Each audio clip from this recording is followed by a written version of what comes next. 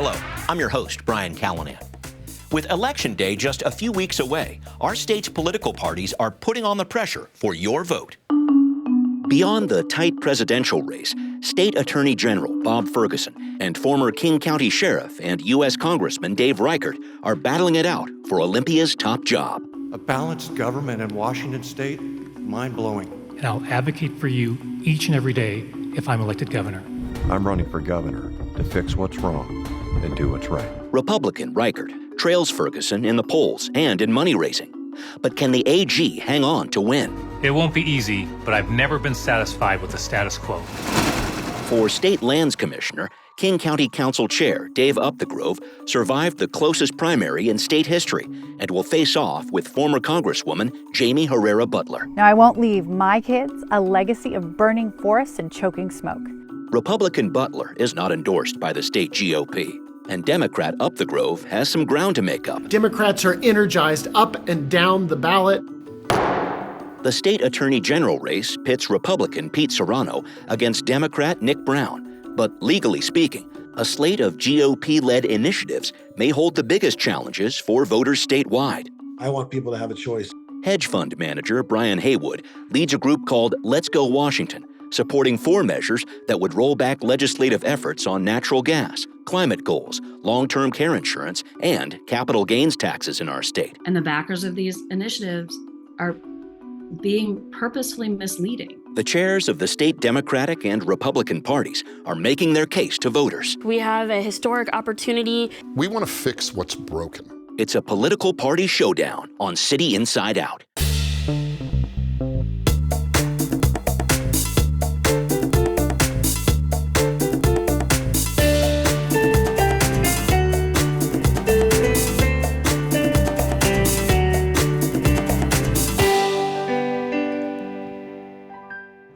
And welcome once again to City Inside Out. I'm Brian Callanan, and I'm with 2 people who know their way around politics in our state. Shasti Conrad is chair of the State Democratic Party. Thank you for being here. Thanks for having me. We also have with us Jim Walsh, chair of the State Republican Party. Good to see you, too. Good to see you again. All right, let's jump into this here. And Shasti, let me start with you looking at presidential politics to start. It is unprecedented in the modern era for a sitting president to drop out of a presidential race as late as Joe Biden did, 107 days before the election. Biden quickly endorsed Kamala Harris, the vice president, and there's been a lot of excitement around her campaign. But at the same time, we're in some uncharted waters here for U.S. politics. And I just wanted to ask, what has this been like for you to have a change at the top of the ticket so late in the process? Well, it certainly made an exciting cycle even more exciting. And, you know, I want to start out by just sort of saying how grateful we are to President Biden for making a difficult decision. I think it was the right decision. It was the best decision, both for us as a party, but I think truly for our country. He wanted to put us in the best position possible to win and to also to continue with our democracy and putting forth the policies that we have been putting in place. And you know what? It's really been this surge of enthusiasm and energy that we have seen in our party. Folks are so excited about the history that we have the opportunity to make, and that truly I haven't seen our party this unified in a very long time. And so I think, you know, again, we were ready. We were one of the first state parties in the entire country to endorse Vice President Harris, to get behind her. We knew as a woman of color she was going to need that additional support to make sure that folks didn't overstep her. And we've been doing that and very excited as we're heading into that she's our top of ticket. All right, thanks for that. Jim, you're dealing with a historic candidate, too, when we talk about former President Trump, the first former American president to be convicted of felony crimes, 34 charges back in May, which I know you know. And Washingtonians, I know you know this part, too, they haven't voted for a Republican president since 1984. I just wanted to ask you, how does having former President Trump at the top of your ticket affect what you do? He's not at the top of the ticket. The top of the ticket are 4 initiatives that the people will vote on. All right. But when we get to the presidential slot on the ballot, you know, Trump is not everybody's cup of tea, and we know that. You know, Washington has always been a tough state for conservatives and for outspoken personalities like Trump. You know, he's going to focus his campaign on swing states. You're seeing a lot about the work that he's doing in Pennsylvania, in Michigan, and states like that. And I think that's where he's going to find the 276 odd electoral votes that he needs to be reelected. Okay.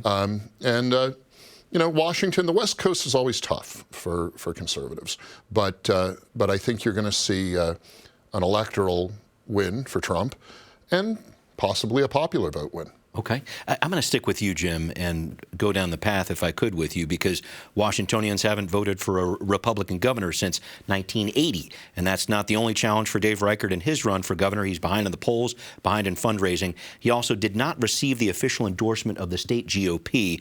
So what's the message to Republican voters in our state when it comes to the governor's race? Well, he has received the endorsement of the state GOP. Okay. He just didn't receive it at the state convention that we had earlier this year.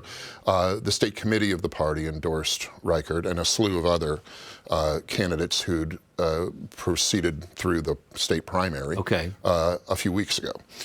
So we were aware that the early endorsement convention was going to be controversial, groundbreaking, real, as I said. And that all that happened. But when we get through the state's top two primary, we are rallying around the conservative candidates who got through the primary. That's Dave Reichert. Reichert offers the people of Washington a very solid value proposition. We're at a time in this state, a crisis of crime rates rising, both violent crimes and property crimes, and Reichert's long-standing career in law enforcement speaks to the right kind of fixes to those problems. His time in the Congress, representing the 8th District, kind of Issaquah and points east of that, showed that he's a bridge builder. He is someone who builds coalitions across the aisle, across demographic lines, across all lines. And this is a moderate, solutions-focused man who will do what's best for the people of Washington. Okay, thank you for that. And Shasti, I want to make sure I go to you on this one too, because in this last governor's debate, I heard a lot about changing the status quo from Dave Reichert. As supporters say, it's not healthy to have one-party control of the state for so long. Voters are looking for a change. I just wanted you to respond to some of the challenges, maybe some you're hearing here from Jim, about Attorney General Ferguson and his run for governor. Well, look, I'm really proud that our party has been unified in support of Attorney General Ferguson this entire year. We knew he was our strongest possibility for winning the governor's race, and we have been completely unified there. Everyone except Mark Mullen. Okay, all right. And we're proud that he will be leading this state. We have delivered for working families time and time and time again, and I believe that we have earned another opportunity to continue in the policies here in this state. Bob Ferguson has sued the Trump administration 99 times. Jim himself just said Trump is not popular here. And Dave Reichert voted with Trump 92% of the time. He has continued to support a full abortion ban. He is not the moderate that they're trying to now make him out to be. He is as conservative and has said that he will support Trump. So, again, we just have to continue on to do the best that we can for working families here in Washington State. And I believe that should be and will be eventually Governor Ferguson. Okay, thank you for that. Shasti, maybe I can stick with you and talk about Commissioner of Public Lands as we go down the list here, if I could. Dave Updegrove made it through the tightest primary in state history by just 49 votes, according to the Secretary of State after the recount there. What does he need to do to make up some ground against former Congresswoman Jamie Herrera Butler, who won the primary? Yeah, I will tell you, I was not expecting that the public lands race would be the one that would be the tightest that we'd all be talking about. But I think, in the voter share, the Democrats that we had running, Democrats should win that race. Dave has been a champion for the environment. He knows, he's been a longtime county council member. He knows how to focus on solutions. He knows how to get things done. And I think that he just needs to continue to build the coalition with both, folks who represent the firefighters, environmentalists, activists, people who truly care about keeping our environment clean and clean air, clean water, all of that. And I know he's doing that work, and we will be able to get that done. Okay. Jim, I'll go to you. We're talking about former Congresswoman Butler here, another candidate who, out of the gate, did not get officially endorsed by the state GOP. What do you want to say about this race and how it stacks up?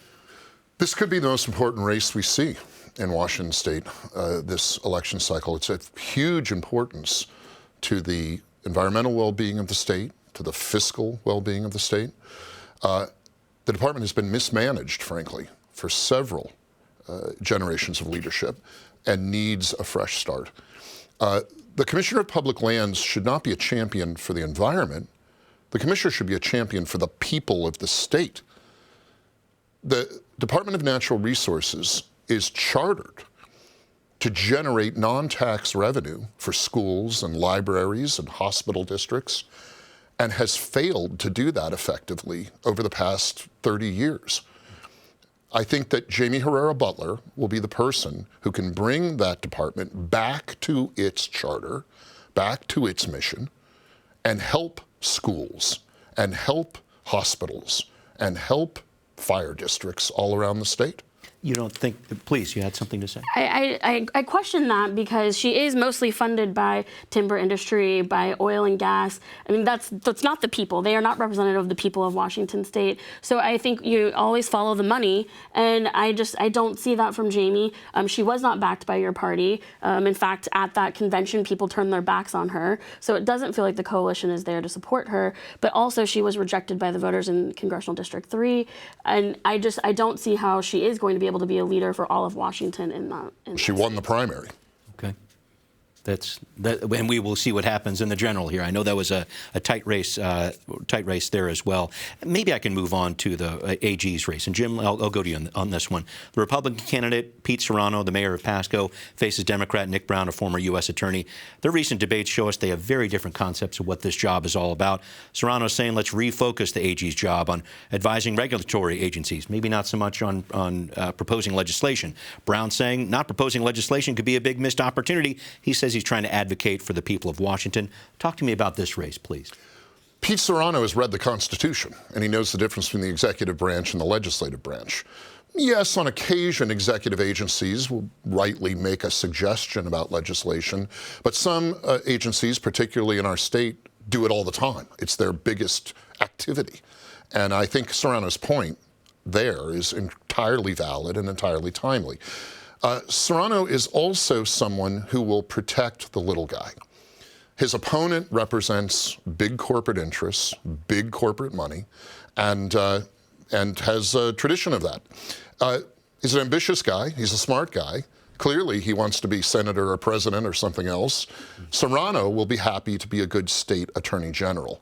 And I think voters will get a better value for their vote from Pete Serrano than anyone else. Shasti, some thoughts here about Nick Brown. You know, look, I think we're really proud and excited to have the opportunity to elect Nick Brown as Attorney General. He'll be the first black statewide elected official for the state of Washington, and we're really excited as an AG. And he's a veteran. He's done the work. He's led. He was, part of council for the governor's office and has led here in as a U.S. attorney. He was a founder and a supporter of the Safe Schools, Safe Communities Act, which was supported by over 60% of the vote here in Washington state. Pete Serrano pushes conspiracy theories, says that he thinks women should just sort of stay at home and not work. He was anti-vax, all of those things. I just think we don't need that here in Washington state, and we're excited to see Nick become our next Attorney General. Okay. Thank you. I'll move on and shift things into maybe almost lightning round mode here as we try to cover all of the initiatives, the statewide initiatives on the ballot here. Jim, let's talk about 2066, the measure that would roll back the state's efforts to move away from using natural gas as Washington tries to reach its climate protection goals. Why are you promoting 2066? Well, people like cooking with natural gas, and people like heating their homes with natural gas. But it's not a ban on natural gas, opponents would say. But it moves in a troubling way toward a ban. It's true. The legislation that 2066 reverses is not, strictly speaking, a ban, but it starts the process of banning natural gas. The original draft of the legislation was much more aggressive in banning natural gas. What passed was a compromise, but we still don't like the direction that's going. Natural gas is clean. Natural gas is efficient. And like I said at the start, people like using it. They like it in their homes. They like particularly to cook with it. And banning it, even heading toward banning it, would create a hardship on, consumers, families, and businesses. Try to run an Asian restaurant without having the heat of natural gas. It's very tough. Restaurant owners have said it would be impossible. So vote yes on 2066 and protect natural gas choice. Shasti, your response to this? I think, like with all 4 of these initiatives, it's taking us backwards. We have elected people to represent us in the state legislature. You're one of them. People elect their representatives who have passed these various pieces of legislation. They have been popular, and this is the Republican Party just taking us back, mostly for tax cuts for their friends. Maybe I can follow up with you on that, the whole concept of using initiatives in this way. I think I've heard that critique a few different ways, that we should let our legislators do the work. These initiatives are kind of a blunt object in that whole process. Sometimes you need a blunt object. Okay. Article 1, Section 1 of the Washington State Constitution. Okay. All political power is inherent in the people. Initiatives are the people's tool for making public policy. Okay. Any thoughts on that? I wanted to make sure I that out. You want to say it's about the people, but they're funded by a big billionaire who is really just about it for his own tax cuts. So I don't see how this is actually about the people. And I think that it is a way to just continue to take us backwards instead of, I think the people of Washington want us to move forward and are proud of the legislation that we have been able to get done these. Well, we're going to find out in November if they're proud. Okay. Over 1 million people signed at least one of the 4 initiatives, and the modeled political orientation of those people was split. They weren't Republicans. They were Republicans and Democrats and Greens and Libertarians and Socialists and all kinds of people. Okay. They are widely popular propositions, and we're just going to see. Okay. Shasti, I'll go back to you. I-2117, another environmental issue on the ballot here. If it passes, it would repeal Washington's Climate Commitment Act, which includes a cap and invest program targeted at our state's largest polluters in an effort to reduce greenhouse gas emissions. Supporters say a yes vote will lower the price of a gallon of gas for drivers. What do you say?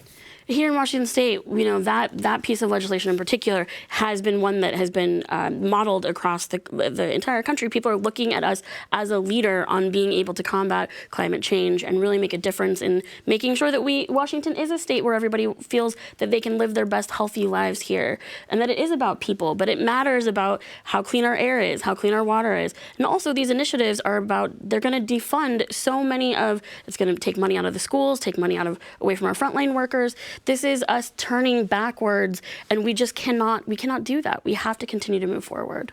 Jim, some thoughts here. Very flattered, Shasti. As the person who wrote 2117, I'm happy to hear that other states are considering it. It's true, they are. The cap and trade scheme is a tax scheme. It's not an environmental protection scheme. It actually does nothing to reduce carbon outputs. Carbon outputs have not reduced since the thing took effect. It's a tax scheme. And I think the people of Washington feel they were misled in what the cap and trade tax scheme was. The Climate Commitment Act is a well-researched and focused group name, but it doesn't actually do anything for the climate. It isn't a commitment to the climate. It forces polluters to pay for the right to pollute. Right, which to a certain extent would hopefully urge them to not have to pay to pollute. Except it hasn't done that. Okay. All it's done is make everybody pay more. Okay. So let's undo the mess. And if you want a carbon pricing system in the state, let's proceed in a more rational way to a carbon pricing system, not a cash grab on the backs of working people. Do you see what I'm trying to figure out what that would be, because this has been a very difficult thing for our state to try to reach its climate goals here. And I just wanted to ask about this. If it's not this Climate Commitment Act, then what would it be? Well, we've considered several versions of what have been called carbon taxes or carbon pricing regulatory schemes. And some of them might actually have lowered carbon outputs. There's nothing in this Climate Commitment Act that actually lowers carbon outputs, and there's not even a tracking mechanism. It doesn't even measure carbon outputs. So let's start by measuring carbon outputs. Shasti, a quick touch on this before we move on. Any further thoughts? I mean, I would just say that even there isn't the data that backs up about the connection to the gas prices either. That they have continued to sort of push these lies, that it's been false to understanding of what, I don't think people understood what they were signing when they were signing on some of these petitions. You bundled them together in a way that people didn't know what each of them represented, which each of them meant. And so, I really think that it's been dishonest. And again, I think that the people of Washington State want us to move forward and want to live in a state where we are able to create these disincentives for polluters so that we can have a better environment. Well, I think more of the people who signed the initiatives in that, Shasti, I don't think they were dishonest, and I don't think people are stupid. I think people are smart. I watched people sign the initiatives. They read the language on the back of the initiative forms. So I hold the people of Washington in higher esteem than that. I think they know what they're doing, and I think they know what they're saying. Let's move on to Initiative 2124. Jim, I'll start with you. This would potentially eliminate our state's long-term care insurance plan, Washington Cares. I know your mantra is vote yes, pay less, but critics would say a yes vote would increase costs for workers with a lot of long-term care bills. How do you respond to that? This is a system, this long-term care tax scheme, that needs either to be fixed or put away. The scheme is insolvent, for starters. It charges 58 cents per $100 of whatever your paycheck is, and it's underwater. And it hasn't even paid out the first dollar of benefit yet. The scheme was put in place with an escalation clause that allows bureaucrats to raise that 58 cents as high as they need to go to make the scheme solvent. It could end up being 80 cents per 100 or $1 per $100 of paychecks. It is an unchecked cash grab, and for a benefit that is very limited, almost to the point of uselessness. Lifetime cap on the benefit in the scheme of $36,500. Anybody who's got a family member in long-term care knows that's about 2 months, maybe 3 of care. The scheme serves primarily as a kind of separately funded deductible to the more standard funding mechanism for long-term care, which is our Medicaid system. Okay. And it's just not a long-term benefit. Shasti, I want to make sure you respond to that. Some thoughts? Well, this one's personal for me. I was a caregiver for my mother who passed away in 2022. And I would have given anything to have been able to have access to greater resources, to be able to care for her, to be able to make it easier for me to be able to continue working and doing the things that I had to take a break away from to be able to be there for her, because we just didn't have the resources to be able to have full care for her and whatnot. So I know that I'm not the only one here in Washington State who has a story like that. And so I think that certainly, even though, I am in the middle of my life, would be more than happy to pay a little bit more now, to have a little bit more taken out of my paycheck, to be able to make sure that I have the resources that I need, so that anyone who's, if I'm in that state, we have what we need to be able to take care of myself, other family members, and whatnot. This is deeply personal. The money that you're talking about is taken out and away from our healthcare folks, away from frontline workers. It is not helping us, again, to move forward, to get the resources that working families need to be able to continue at the rate we're at, where they're able to take care of their kids and take care of aging parents. And when 2124 passes, you'll still be able to contribute your money to the system. It just lets people who don't want to opt out. Which a lot of people would say would make this thing completely insolvent. Yes. Or force it to restructure so that it's solvent. All right. Shasti, I'll go back to you, and I want to talk about I-2109, which would repeal the capital gains tax. Supporters of the measure say capital gains is an unfair tax on businesses. The longer we have it, the closer we're getting to having a state income tax on every level. Why are you saying no to 2109? Because, look, the cap gains tax impacts people that are making more than you and I could ever even dream of, right? This is only affecting a very small group of people, and it's incredibly important that we continue to make sure that we have the resources that we need to be able to pay for schools, pay for hospitals, do the work that we need to do. And we just, again, I keep saying it, I know, but it's like we just cannot go backwards. And again, I feel like these initiatives are a way to distract from being able to have, put the money and the resources and the support into candidates who can then be, held accountable by the people of Washington. This is a distraction from the elections of getting people who will represent us and be responsive to the people. So, this isn't. We have to vote no on all 4 of these initiatives. We cannot let the Republicans learn that they can get their, billionaire friends to sort of undo the work that the voters of Washington State have put people in to make these policy decisions, and have done that, and are overall, I think, happy with where we've been headed. Okay, Jim, a response. The logic of Shasti's argument is this controversial tax, I would say unconstitutional tax, is okay because it only affects a few people. Well, I don't buy that logic. If a thing is wrong, it's wrong, whether it affects a few people or many people. I've also seen the draft bills that would lower the threshold of this new tax much lower than it is now, to where it would affect someone who owned maybe a rental house or something like that. So the plan is clearly to expand the footprint of this new tax, and I think people have a good sense of that. Also, Shasti, none of the tax reform initiatives, 3 of them are tax reforms, one's the natural gas, none of the tax reform initiatives are retroactive. So they don't actually defund anything. The money that's been collected under the cap and trade, under the payroll tax, under the capital gains tax, it doesn't go back to the people who paid it. It stays with the state government. Yeah. So nothing gets defunded. It puts the pressure on the legislature, if they pass, when they pass, to renegotiate priorities for the next budget cycle. Okay. And that's what the legislature should do. A quick touch on that before we get to final statements. That's incorrect, and that we need that money moving forward to be able to continue to fund things like our schools and healthcare and frontline work. Like, we need this to move forward, and it's already settled. It's settled. Let's move forward. Okay. It's not incorrect that they are not retroactive. Okay. They are not retroactive. So to use the term defund implies they will somehow reach back into funded programs and unfund them, and that's what's incorrect. I think we might be talking about the funding going forward. Yes. Regardless, I want to make sure we move ahead with some final words here. A last message to voters. I can give you about 45 seconds. Okay, great. I just want to say to voters, this is our moment. We have a historic opportunity to elect incredible Democrats up and down this ballot, from Vice President Harris and Governor Walz all the way through our governor's race and through to our state ledge folks. We truly have an opportunity to make a difference, and we do not want to go backwards. We want to keep moving forward, and we need to get this done. All right, Jim, last word to you. We live in a beautiful state. We love living here in Washington and the Pacific Northwest. We want to fix what's broken. It doesn't matter if you're a Republican or a Democrat or whatever you consider yourself.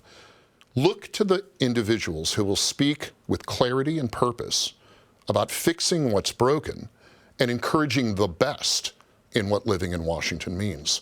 We've got a lot to fix, and this November's election is a chance to do that. Okay, thank you both for that, and we will be right back. What are people saying on social media about this year's battle between Democrats and Republicans? One person writes, "Washington State is suffering. Vote Republican for a real change."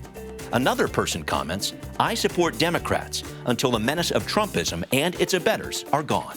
We'd like to know what you think. Send us an email at contact@seattle.gov or find us on social media. Thank you for that input. Thank you for your input as well. And we will see you next time on City Inside Out.